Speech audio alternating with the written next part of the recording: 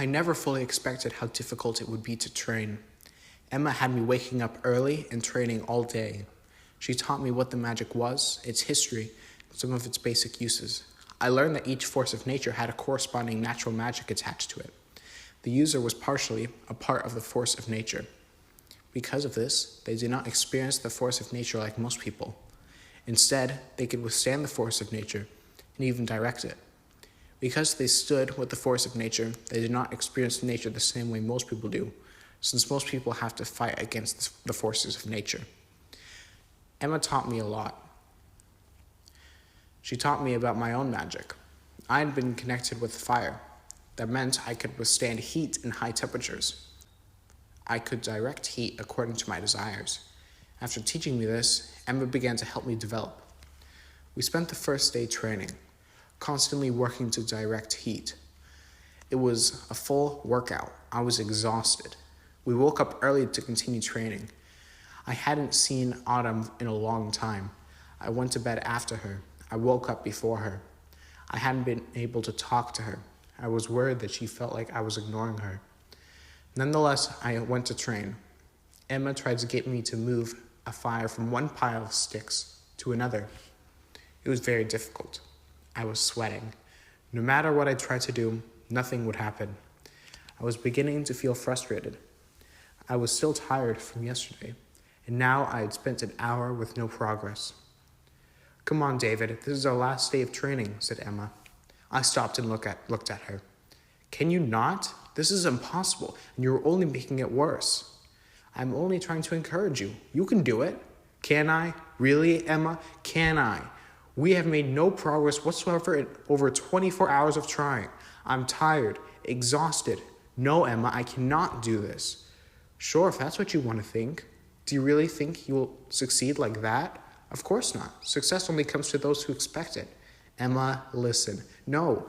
David, let's take a break. Come back in 30 minutes. Think things over." Emma then left. I sat down and sighed. I wiped the sweat off my forehead. After a minute of resting, I went back to my bedroom.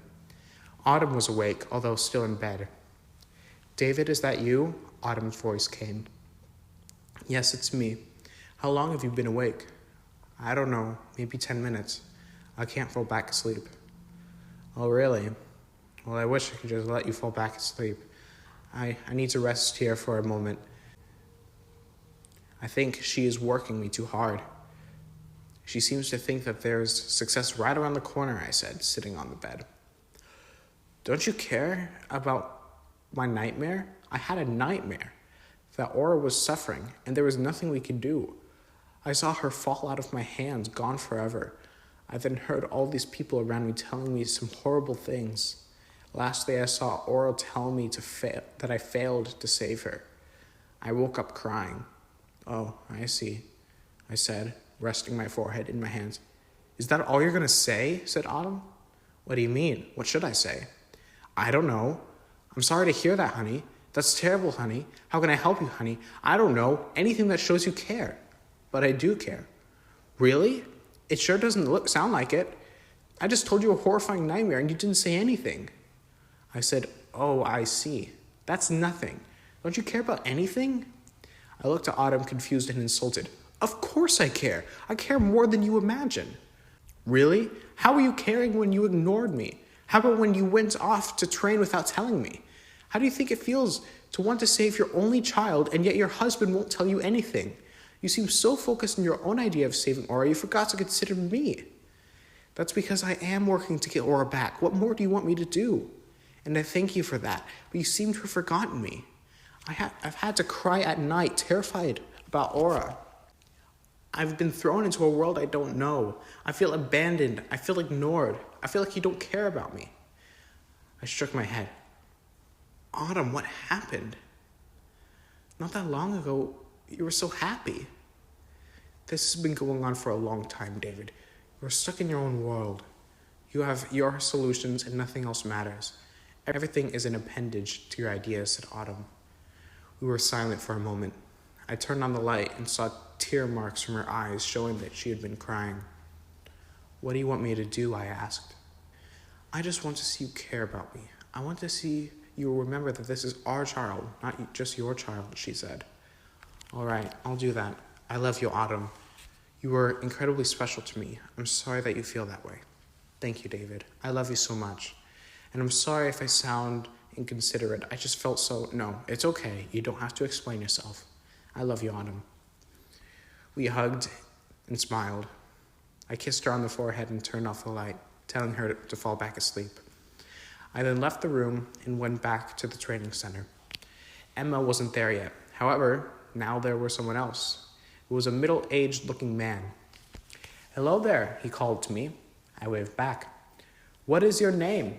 He asked. I told him my name. Ah, pleased to meet you. My name is Benjamin Wilson. Good to meet you, Benjamin Wilson. And you are welcome to call me just Benjamin.